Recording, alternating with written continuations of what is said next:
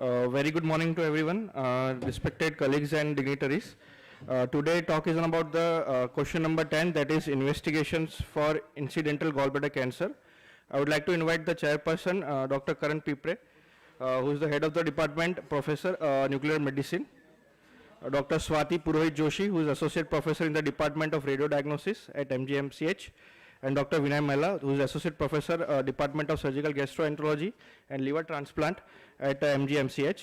Dr. Soumil Vyas and Dr. Anita Balakrishnan ma'am will be joining online. So I thank them for that. Shall we start the discussion, please? Good morning, ma'am. Welcome to the discussion. Ma'am, can you please start the discussion, please? Good morning, and thank you very much for the kind invitation to comment on the subject of investigations for incidental gallbladder cancer. I'm aware the previous speakers have covered this topic in detail with an extensive review of the literature, so to avoid any repetition, I'll keep this brief and primarily focus on our current approach in managing cases of incidental gallbladder cancer at our multidisciplinary meetings in the UK. One of the key pieces of information we look at is the histological status of incidental gallbladder cancer, including cystic node status, whether there is any high-grade dysplasia or cancer at the cystic duct, and the T stage and the presence of lymphatic or perineural invasion. We also look for operative details, including bile spillage and gallbladder perforation, as well as for anything to indicate that there may have been piecemeal extraction of the gallbladder due to a difficult cholecystectomy. The operation note may also specify other findings, such as the presence of liver lesions or peritoneal deposits, which would influence our subsequent management. CT tends to be the most widely used modality in the investigation and staging of incidental gallbladder cancer. It can be used to assess the extent of the disease. This includes looking at CVD involvement, extension into the liver, involvement of the rest of the biliary tree, other organs, or vasculature. It can also be used at looking at the involvement of regional or distant lymph nodes, as well as for the presence of distant metastases. The CTs in this slide show at the top subclavian metastatic nodes, the middle CT scan shows metastatic periceliac nodes, and the CT scan at the bottom shows the presence of a cystomary Joseph's nodule and a peritoneal deposit. All of these might preclude further decisions to operate for gallbladder cancer. MRI is also a very useful modality in staging incidental gallbladder cancer. It is more sensitive than CT for certain features. It exhibits between 87.5% to 100% sensitivity for the detection of liver involvement. It's 92% sensitive for nodal involvement, but we have to be aware that it may underestimate liver involvement in around 11% of patients. The MRI image at the top shows nodal metastases, and the MRI image at the bottom shows a liver metastasis. PET-CT can be quite relevant for the assessment of nodal status or metastases. It may, however, be less reliable for T stages, particularly in early stage disease. We should be aware that gallbladder fossa uptake may be confounded by recent surgery. PET-CT scan may have a role in confirming or refuting any specific findings on MRI or CT scan, such as distant lymphadenopathy or peritoneal disease. CT is resolution dependent and therefore the size has to be taken into account. As a result, PET-CT may be correspondingly more useful in higher stage disease, such as in patients with T3 gallbladder cancer and above, where you may be more likely to suspect the presence of distant metastases. The PET-CT scan in the slide here shows the presence of a hilar node showing uptake in a patient who's had a cholecystectomy for incidental gallbladder cancer. Several other points bear brief mention. I won't go into detail, as some of these are covered elsewhere today. Ultrasound can be of little value as an investigation once cholecystectomy has been performed for incidental gallbladder cancer. It does not form part of our routine staging. Staging laparoscopy can be quite useful, and I understand it's being covered elsewhere today, as is molecular profiling of gallbladder cancer. FNA of enlarged distant lymph nodes may be useful, but we have to bear in mind the possibility of false negatives here. In summary, our practice is to organise a CT of the chest, abdomen and pelvis as the main staging modality for patients who present with incidental gallbladder cancer, and we would subsequently organise an MRI and PET-CT in select cases if there are specific concerns. Once again, I thank you for the opportunity to present this and for the invitation to this important meeting. Thank you.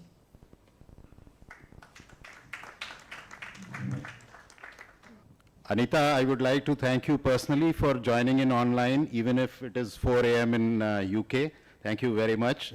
I'm sure all of us know Anita is the first author of the Omega study, which has collated a large multi-center clinical experience on gallbladder cancer. Please. Thank you very much. That's very kind. I don't know if you can hear me. I'm having problems with my computer volume and sound. And please feel free to interrupt in between if you want to make any point during the discussion, please. No problem. Thank you very much for inviting me. I'm away at the moment at another meeting, and so I'm going to keep my video off. My Wi-Fi connection is not very good, but I look forward to joining the rest of the meeting. Thank you again. Thank you very much, Dr. Anita, for an excellent presentation. And now I will invite the delegates for discussion. Actually, our lead presenter, Dr. Rohit Dhawan, is on the way. So, meanwhile, can we have Dr. Soumil Vyas and his online comments? Dr. Soumil has joined. Can you please play Dr. Soumil Vyas' presentation? Or either he is online? No, he didn't. Actually, he had a last-minute change, so he hasn't sent a video, but he probably would have joined. So in the meantime, Important initially to diagnose the disease and pre-operatively also, but to detect the lymph node involvement and distant metastasis also, and even in recurrence of the disease also. So nowadays PET is available everywhere, and the surgeons and oncologists also referring for the management of the disease. So PET, I would like to add that this society should include the PET as a mandatory tools for the diagnosis. so Shiven, your group has published on PET in CAGB. What were your findings and what is your current? Lecture, and even we are doing even within 4 weeks. But the standard is one should delay up to light up in PET scan, and then we chase those areas to do FNAC. So it might be useful even in T2. T1 is, I think it might be doubtful still because the nodal positivity rate is less.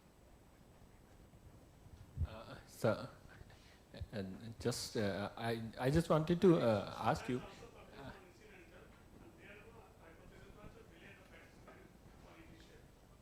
Actually, I think in our literature, the dilemma is that everybody has done established role of PET in T2 and above. But as sir has rightly said that T1A or T1B disease, nodal metastasis chances are very less. So exactly what period of time we should wait post-surgery, either 2 weeks or 4 weeks? Because in our institutional protocol, we used to wait for 3 to 4 weeks, and then we used to do the PET. And as NCCN has only level 1 evidence for PET in incidental CAGB workup.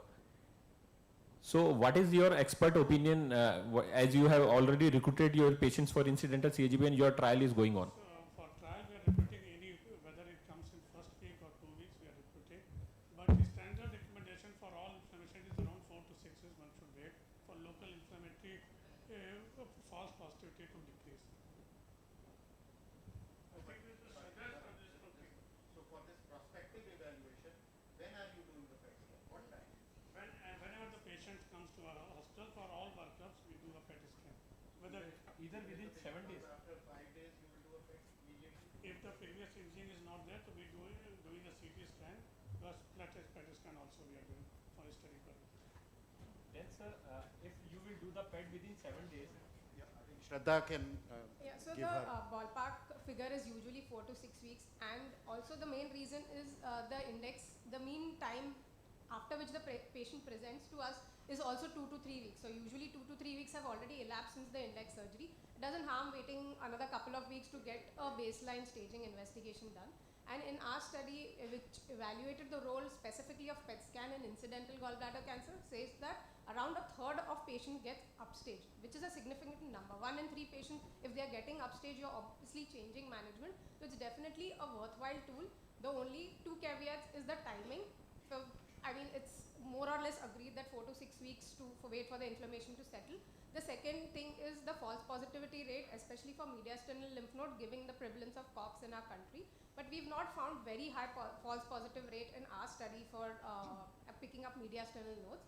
And for us, the routine practice is if a patient presents to us within 4 weeks, we get a CT scan done, it's a CT scan of the thorax, abdomen, pelvis, and after 4 weeks, it's a PET scan.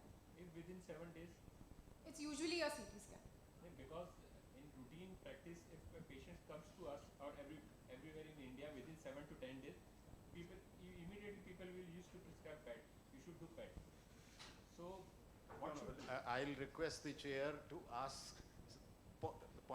my pointed questions are, agreed, if the patient comes after 2 weeks, you have no option. Suppose the patient, as we are trying to generate the awareness that get a biopsy done, if it is showing positive, go to the specialist. Suppose the patient comes early. Do you get a PET scan done the next day or do you wait for more time? If you wait for more time, how much time? That is number 1. Number 2, if you see a mediastinal node, as you rightly, or say a para-aortic node, do you prove it by FNAC before you condemn the patient to no treatment or no surgery at least? And third was this, again, point blank question, T1B disease. Would you do a PET? Would you recommend a PET? Is it being included in your trial? No, yes or no? Yeah, T1B also we are including all patients who present.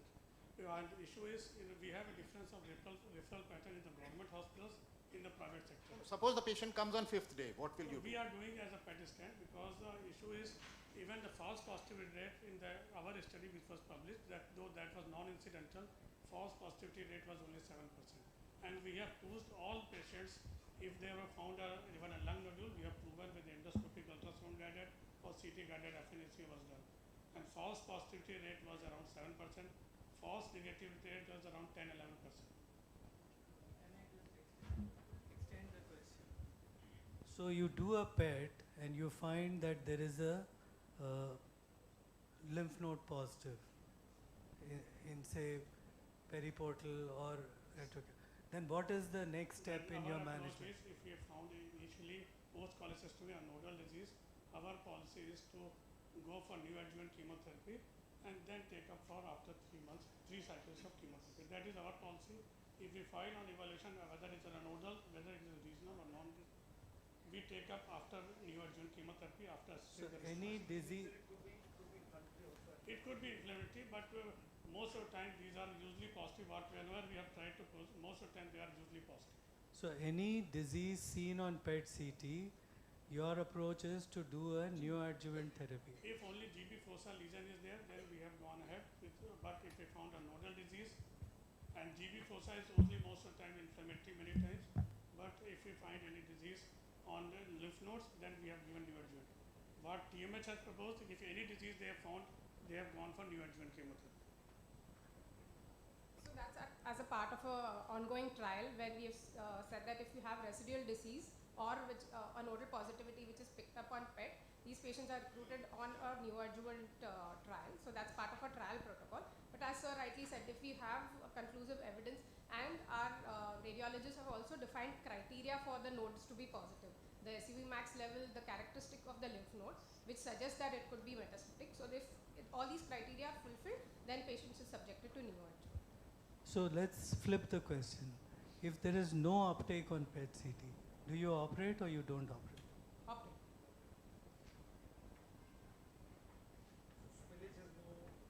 So in the ideal world, you would have an information on what was done at the time of index surgery. Again, whether there was spillage, won't document it. Yes. But Then we again neoadjuvant.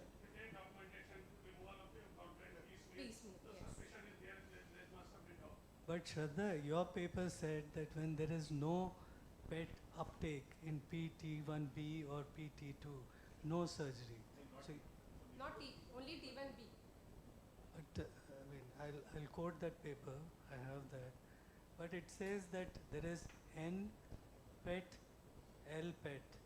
And in N-PET, without liver showing, you're not going in to do any So surgery. that was a corollary which we saw retrospectively from our study, in which if patients who had PT1B disease on histology and under PET negative scan, when we reviewed the histology subsequently, we found that none of these patients actually had residual disease or in the nodes, and they never recurred locally. So that was a corollary of the paper. It was not a prospective study. It is what we found later on when we reviewed So our have study. you changed your practice? As of now, we've not changed, only for PT1B, because the number of PT1B we get, if we see 100 patients, we get around 2 PT1Bs. So, the group which is addressing this question has to provide clear, all the review of whatever information is available and clear statement or answer about the indication of PET based on T stage, in timing of PET, presuming that all patients present within 7 days, then what do you do? And third, if you find no disease on PET, no activity on PET, what is the approach? If you find activity on PET, if it is in the GB fossa, if it is in a removable node, if it is in a distant node, and of course distant metastasis doesn't matter, that everybody is clear. So all these answers have to come clearly. Whosoever is, I don't remember who's addressing this question, but these are the issues. Exact criteria for the lymphatic to be labeled as a malignant. Yeah, and to the tissue Because diagnosis. the dilemma is Tissue everyone diagnosis. has their own SUV uptake criteria.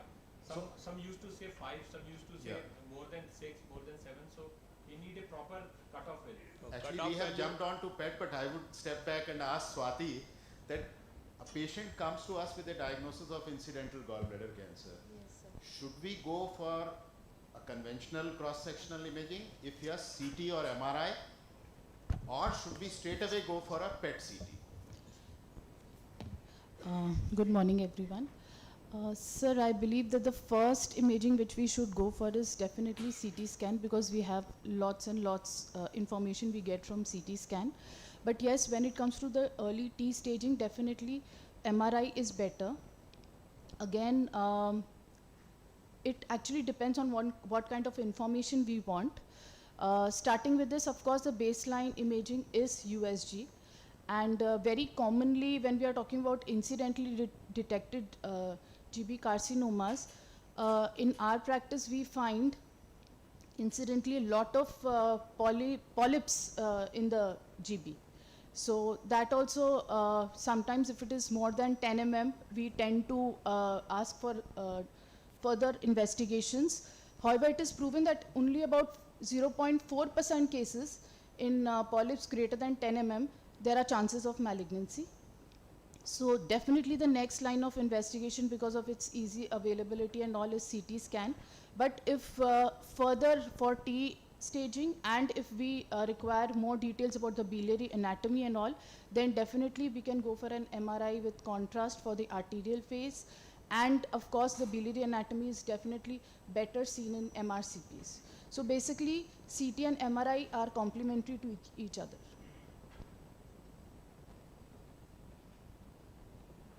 Sir, I also had a question. What about the incidentally, because in our practice, many times we are just writing that there is a GB polyp, whether it is in the CT scan, in ultrasound. And at times we say that it is an enhancing one. And of course, what we have seen is that if it is greater than 10 mm, then definitely we ask the surgeons that please investigate it further, or maybe according to the guidelines, like in 2021, the SGAR said that if it is greater than 10 mm, then definitely we can go for a cholecystectomy. And then according to the size, again, like if they say that if it is 6 to 9 mm, and if the patient is at high risk, like if it is of Asian ethnicity, greater than 65 years, PSC, then definitely we should think of a cholecystectomy. And if there is no associated risk factor, then we should just go for a follow-up So then what is the take of the surgeon when it comes to this? Because this is what we are doing, but then when we are, because it's very common that we are giving polyps in our this. Actually, we didn't include polyp in the program because the theme was incidental gallbladder cancer. But Sir, since I you've- agree. Yeah, since you've raised that point, I suppose most of the guidelines emphasize the points which you've already mentioned, the number, the size, the nature of polyp, and the ethnicity. So I suppose in our population, different people would follow different guidelines, but any polyp of a reasonable size, I would say 6 or 9 mm, probably would be an indication for surgical intervention, because the only other option is follow-up, a close follow-up with serial imaging, Yes, which becomes an impractical kind of situation. Yes, sir. So going back to CT and MRI for incidental gallbladder cancer, you said they are complementary, but what is the practical recommendation? Because Anita in her presentation said that MRI is better than CT for certain things. So should the first investigation be a CT or an MRI, presuming that patient has no jaundice? If the patient has biliary obstruction features, then probably MRI may be better, but presuming that patient has had an incidental gallbladder cancer diagnosis, within 7 days patient comes back with the histopathology report. Now we want to see whether there is distant disease or not. So would CT be the, and what is the practice of Yes, sir. surgical Sir, procedure? definitely I think CT, because we at one take we can just go for chest abdomen CT, and we can have all kinds of information, whether it is just an intraluminal, extraluminal, the extent of the disease, if there is any metastasis. Then we are also doing a triple phase, so we also know if there is an arterial involvement. Even if there is any variant anatomy, that also we can pick up on the CT. If there is any metastasis or anything in the liver, So in what the would be region. the situation where you would do or you would say MRI should be done rather than CT? Sir, if it is very early, like for the T staging, okay, we can go for an MRI, but then I think MRI can only be done if, like you said, if there is biliary involvement. Post-cholecystectomy scenario.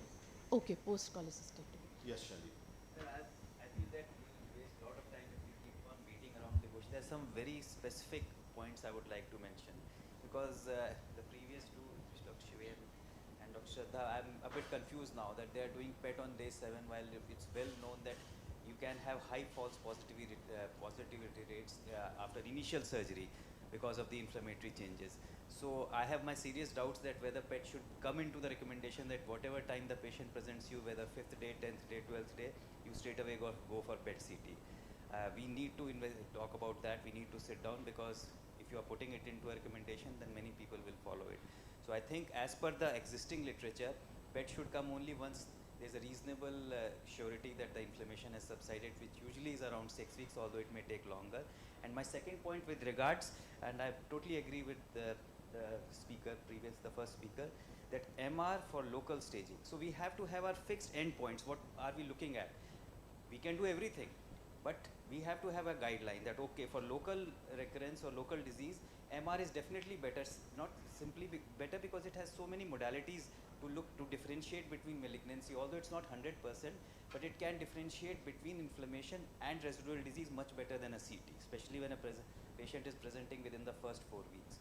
And third point is that how can you justify giving neoadjuvant chemotherapy just without having a tissue diagnosis, because till date it is said that you should have tissue diagnosis before you go for neoadjuvant chemotherapy. So these are the 3 points that.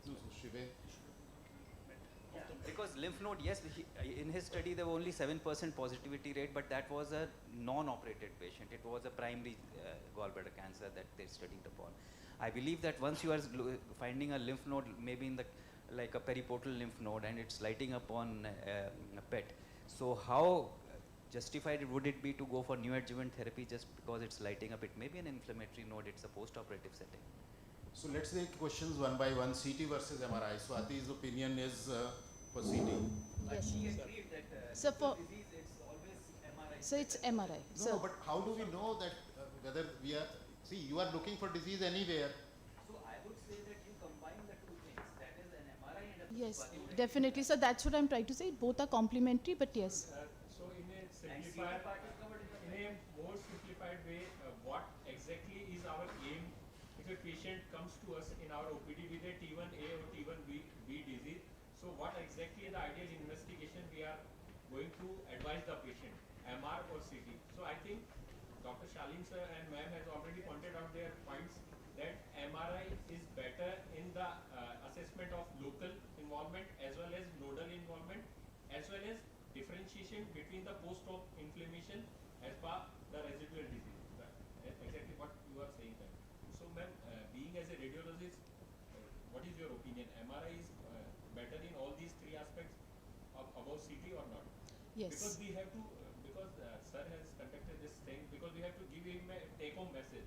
For a surgeon who is practicing in a periphery, he doesn't have the liberty of advising a couple of investigations that first you do the CT, then we will do the MR, then we will do the PET. So we have to advise him an investigation to conclude whether we should go for our next step or not. So MR versus CT. That exactly sir is Valid point that you do a PET CT, if you find something suspicious in the GB PET, then go for the MRI. No, so then we are reversing the sequence. Then you are saying that we do a PET CT first, for which we are saying we will wait for 4 weeks.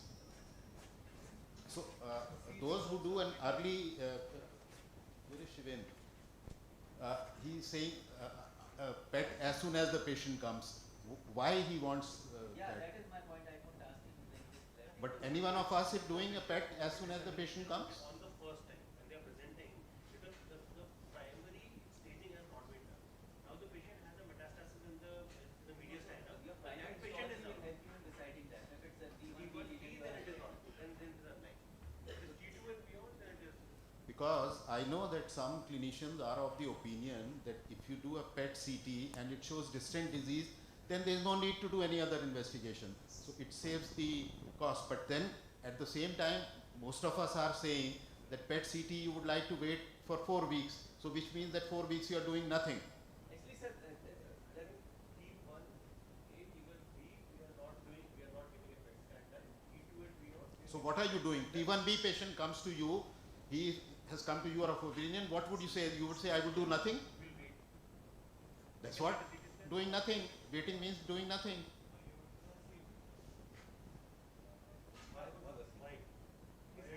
No, one by one, please, one by one, answer these questions specifically. Sir, T1B patient comes to you day 7 after surgery, what would you do?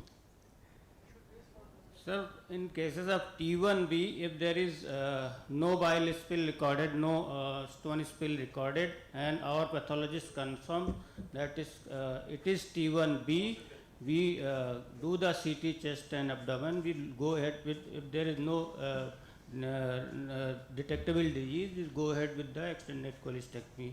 Why not add PET? Because the incremental cost of, if you are able to contrast this way, why not do PET at that time? Because Sir, you had no staging. that's okay. I think PET CT combines in combination with CT is okay. It gives all information what CT gives, contrast CT. But the point is that most of us said that if PET is to be done, it has to be done after 4 weeks. Sir, That is in what- No, sir. cases with T1, No, sir, no.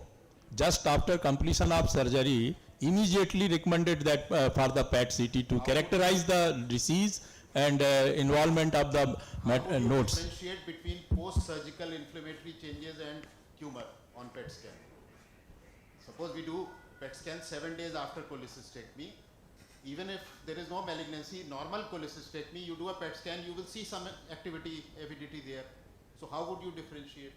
That is the reason why most reports say that you should wait for a few weeks, and most people say at least 2 to 4 weeks. If we were not resource constrained, would it be suppose we both of we would we like to do a PET then and later, and actually if it's showing So that is my question to Nag. He says T1B, day 7 patient comes, he does a CT chest and abdomen. If no disease is found on CT scan, he doesn't do a PET, he straight away goes for extended cholecystectomy. That means we are saying that for T1B disease, where there is no bile spill and CT is normal, there is no need for PET scan.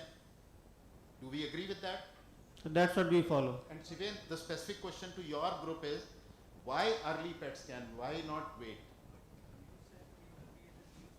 Problem is कि once the patient is diagnosed with gallbladder cancer, they are very worried about it, and especially in the private sector, they will be after how to get the further treatment to be started as early as possible. And the other thing is you can do a delayed PET scan. They do a delayed PET scan after 2 hours, and they have a much better sensitivity of doing whether it is inflammatory or malignant. So delayed PET helps in differentiating between inflammation and malignancy. And ruling out distant disease even in the distant disease, no problem. The single reason is bile spill is not documented. So and second thing is also, it is very difficult to get all the slides and blocks to be sure that it is T1B only.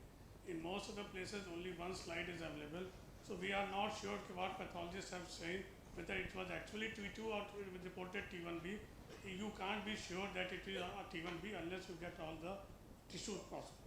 Actually, indirectly we are saying then PET CT is required for each and every patient. Every patient will have a chance of mets or nodal mets, so doing a PET scan will not harm.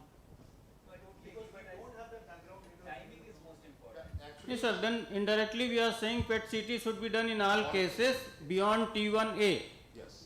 That's what we are saying. And then comes the timing, what time we should do. The real life scenario is that unless the cholecystectomy was done in your hospital, which is rarely the case, most cases will come to you from some other person. So T stage is very doubtful. You don't have, in most cases, you don't have operative details, so you don't know whether bile spill occurred or not. And even if it occurred and you ask, the surgeon may not be able to recollect, and most of the time they will say no. So we have to presume that if we are dealing with incidental gallbladder cancer, unless you have your own pathologist report, and there are a couple of publications in the literature where it has been shown that when these so-called T1B cases were reviewed by an experienced pathologist with multiple sections taken from blocks, it became T2, because in some area the perimuscular connective tissue was involved. So I would agree with Nag when he says that for all practical purposes, unless the T stage and bile spill is well documented, it should be taken as disease which is beyond T2, where definitely PET scan is indicated. My question is timing of PET and sequence of investigation. Because if you are doing PET CT early and it shows distant disease, then it is an advantage that you don't need a CT or MRI. But if you are waiting for 4 weeks, and then comes the social issue, the medico-legal issue, that can we say, and I don't remember that the recent SGPGI publication where they are saying 12 weeks, although again that is a retrospective. No, the best results timing 4 to 8. So even if it is 8 weeks, it is retrospective because they had to wait for 8 weeks because the patient came after 8 weeks. But like Shraddha said that even after their analysis, they haven't changed their practice. So has SGPGI changed its practice that if a patient comes at 7 days, would they wait for 8 weeks before doing the reoperation?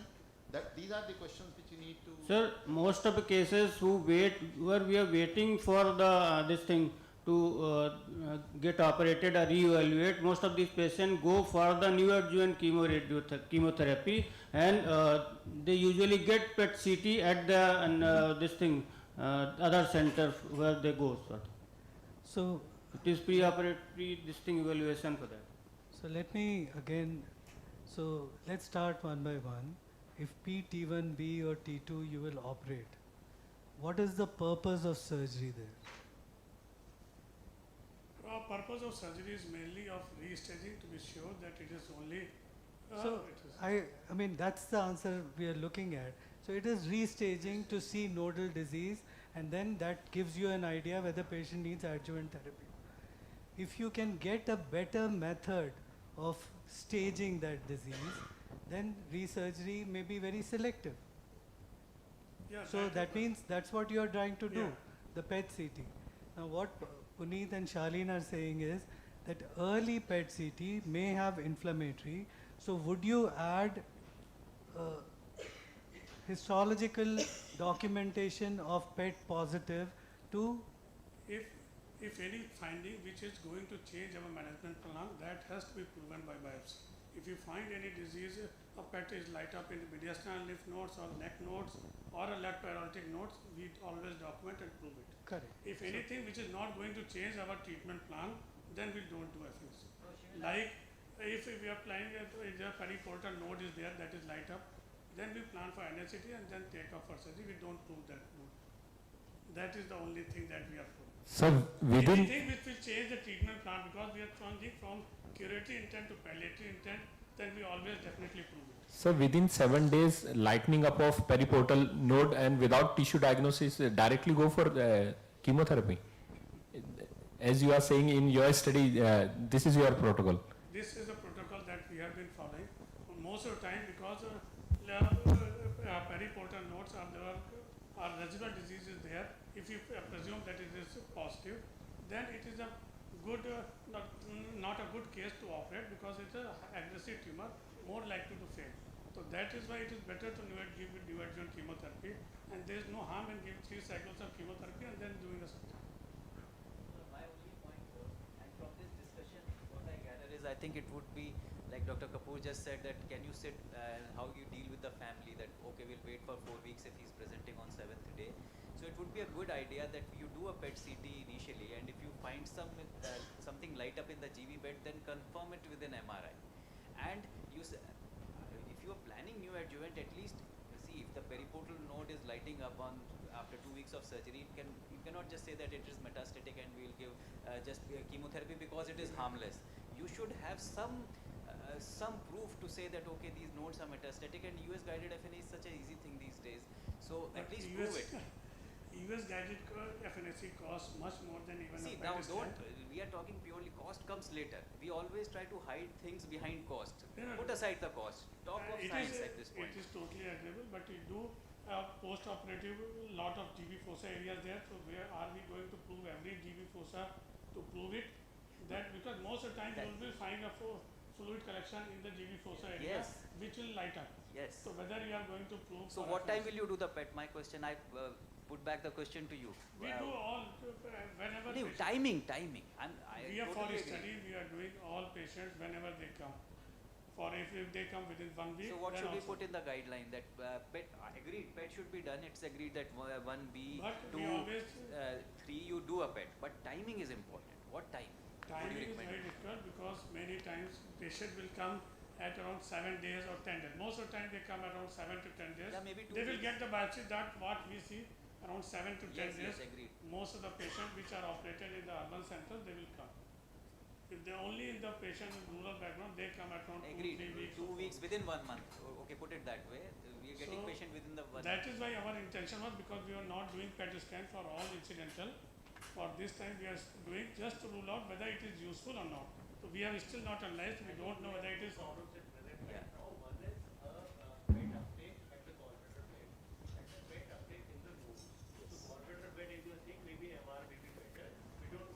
Even the problem is we cannot get level 1 evidence or even level 2 evidence for all these questions. So from the literature and from own experience and putting reasoning into it, we have to formulate a guideline. So it's reasonable to say, because histology may not be from patient coming from outside, it may not be very reliable. So you do PET in all the cases. That's agreeable. That sounds to reason also. But timing of PET remains debatable, as we said. So this is just my thought process, that if something lights up in the GV fossa, go for MR. How the MR will again, you need to prove it. So why not do FNAC? Why to do MR? MR is will lead to the definitely same status. no. MR is definitely better in especially the diffusion weighted images are much better in differentiating. Diffusion weighted is the best, but still if you see inflammation versus even diffusion weighted imaging is not able to help. It's not 100%. I totally agree. So It's that not is why again specific. you will end up doing FNAC. Tissue diagnosis you will end up, so you have to do a tissue. Either we decide if we do any area which lights up on PET scan, we are going to prove it. That is the easiest to say. So, can we have Dr. Sorry to interrupt. Can you have Dr. Anita Balakrishnan's opinion, ma'am? Can you hear me, ma'am? Dr. Anita?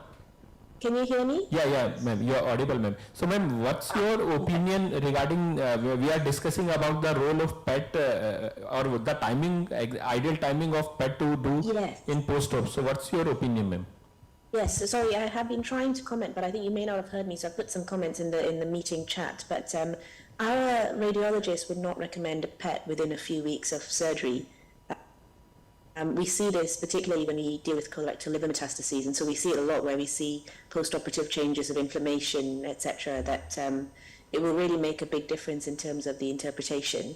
And our oncologists would definitely not give chemotherapy if we picked up nodes on such an early PET, because there's a really high likelihood of a false positive, particularly in patients with T1B, where if your pathologist has looked at the gallbladder, the whole gallbladder, and you've got correct histology, the likelihood of picking up a genuine metastatic lymph node is quite small. And so if you are picking up lots of nodes immediately post-op, if you do a CT, there's a very high likelihood some of those are false positives. I think a PET CT could be useful, but we wouldn't do it in all patients. I think we would always start with a CT chest abdo-pelvis. If you can't see something on the CT chest abdo-pelvis, at least in terms of size, so lymph nodes of a certain size, it may not show on PET CT anyway. So we would not do a routine PET CT. And I agree with the speakers who say that an MR has a role mainly in terms of assessing local extent of disease in terms of liver involvement. It may pick up liver involvement if the CT does not. Again, some of this boils down to whether your gallbladder has been staged properly and whether the pathologist has looked at the whole gallbladder. So I think they each have very different roles, and I think we would always start with a CT chest abdo-pelvis first. The other comment in terms of how do you deal with the fact that some patients may present really early, within 7 days of their initial operation, and does it not feel like a waste of time if you tell them to just wait for a few weeks while you sort of get the time to do a PET at a later date? I think you could employ that time in doing a chest CT a CT chest abdo-pelvis first, and getting that looked at. I don't think it's a waste of time to wait a few more weeks and then do the PET if necessary. I think if you're concerned about disease progression in that interval, you're talking about really poor disease biology. And so actually, I'm not sure you've done the patient any favors by rushing forward too early. Thank you. Thank you, ma'am. Thank you very much. So, yeah, ma'am. You want to say something? Yeah, I wanted to say the same thing which Dr. Anita said. Sorry? I wanted to say the same thing which Dr. Anita said. So if we want a take-home message, so can we have our experts' opinion? Like a patient came to our OPD with pre-op sono suggestive of everything is normal, like we used to see in peripheral sonographies, and then suddenly with biopsy suggestive either T1A, like we were talking about the T1B disease. So biopsy suggestive of T1B disease. So then for the take-home message, CT, MR, PET. So it's not all these things. We have to advise the patient either CT, MR, PET. So one by one, can we start, Purohit sir? Your opinion, CT, MR, PET. One. So you have to choose one. Yeah, so she suggested triple CT, chest abdo pelvis, which in our center would be almost the same cost as PET CT. So I personally would say that since PET gives us the additional information of a distant met, I would prefer PET. Yes. And Okay. MR is a problem solver, MR slash confirmation, biopsy confirmation. So your preference is PET. And if PET is showing some lightening, and then according to that you will plan. Apart from the bed bit, everything else we will get to know. Okay. Sadiq sir. I second that. Sorry? I second what Puneet is saying, that I would adopt that approach, because see, you have to also, we are also putting a rider that we are not sure about the T stage depending on where it is done. So, that makes it a little difficult, because if it is T1B, we have options to understand whether there would be liver disease in that or not. It's unlikely in that. If it is T2 or plus, then the possibility of a liver residual disease is more in that situation. So keeping all that in mind, if we have to do something which one test which will at least rule out a distant disease without differentiating between T1B, T2, T3, I would agree with Puneet that we do a PET CT. If things light up, we do a biopsy. If it is not there, then we take a call. So in PT1B and PT2, if nothing lights up on PET, we still would do surgery because there are certain lesions which may not be picked up on PET. So that would be complete staging by doing a resurgery at that point of time. So your opinion is PET. Shalin, sir. So only rider is that the PET should have a contrast, because some places do PET without. So Okay. the whole rider was that if it is not done in that center with a contrast. You want to say then it PET should with be a- triple phase then CT, the- then combination of then both. Then what she's recommended all. Combination of both PET with triple phase CT, as every center have their facilities. Shalin, sir. PET, We do we along should with the contrast. like convey that PET should be with CT contrast hai. also. No, Yes. but my only question still remains that if we are doing it early, then we will have lot. Sir, we will come on this second. We have to conclude. We have to give take-home message. Biju, sir. Sir, PET, CT, MR. Post-surgery T1B disease. See, practically the issue is, I put it this way, we are putting guidelines based upon a retrospective information. No, sir, we are not putting guideline. We are making consensus. So I'm just we'll explaining conclude. that. Yes, sir. All things will make upside down. That let us say we do an MR and found that it is T3. Are we going to change the liver resection? Probably no. T1 we are finding. Are we changing liver resection? No. We don't have time here. Carcinoma gallbladder, we don't have time to keep on investigating till after 4 weeks I will do PET. Patients will develop metastasis. This is not a disease where you can debate on when to do. I agree with Shivendra that we do when you get a malignancy, carcinoma gallbladder, you are sitting on a time bomb. You can't manage that patient in 6 weeks. There is no point in discussing theoretical discussion. No, Window sir, is gone. sir, we will Let come me on explain. Let me timing. explain. The problem is we are trying to define a locally advanced disease by portal lymphadenopathy, which is wrong.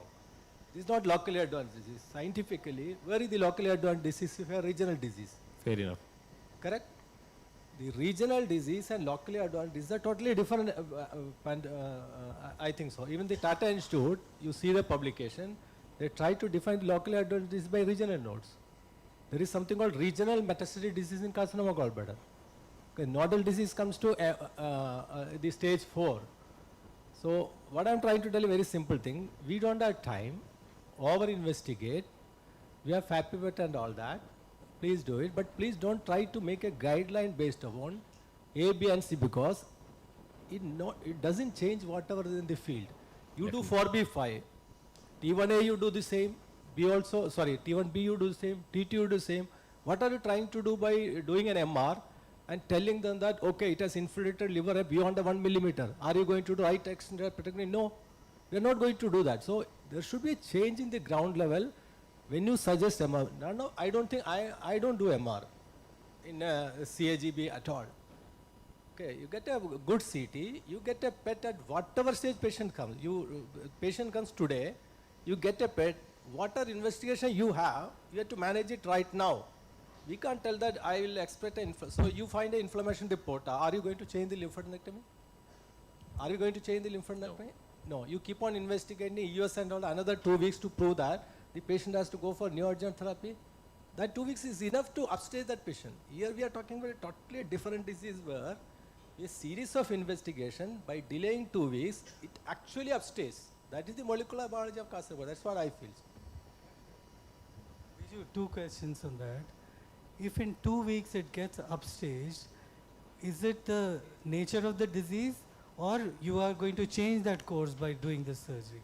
And the second thing is that now after all these retrospective data which one has collected, what is evident is if you find that there is residual disease, irrespective of you have an R0 resection, the outcome of that is poorer than the one with no residual disease. So that means surgery is not curing or doing good for them. You need to have alternative approaches to those who have residual disease. So your surgery was only identifying residual disease and then saying they don't do well after surgery as compared to those who don't have residual disease. So both the things, if it's upstaged in 2 weeks, it's an aggressive disease. You are not having an impact by doing the surgery at that point of time. So, sir, actually, sorry to interrupt you. We are running out of time. We have only 5 minutes. So, everybody has agreed on that PET should be done. Then second point is what exactly the ideal timing should be done, like everyone have their opinion, including Anita ma'am. So early PET is a diagnostic dilemma showing inflammation versus residual disease. So what would be your opinion regarding the ideal time, 6 to 8 week? Okay, so. Let's summarize it by saying that Yes, I sir. totally agree what Dr. Biju and Dr. Shiven has said, that if we have to do one investigation, do it when the patient comes, because you have to understand the ground reality. You cannot tell the patient go home, come after 4 weeks. That's totally agreed. So you do a PET CT. My only point was that early PETs will pick up a lot of GB fossa collections lighting up, and you end up doing unnecessary biopsies for so many patients. So maybe you just end up with PET CT and plan your surgery, do nothing else. Okay, fair But enough. if you are planning a new adjuvant, then I would suggest you get a tissue diagnosis. Okay, so our so it's clear. So whenever the patient comes to us, we will do the PET.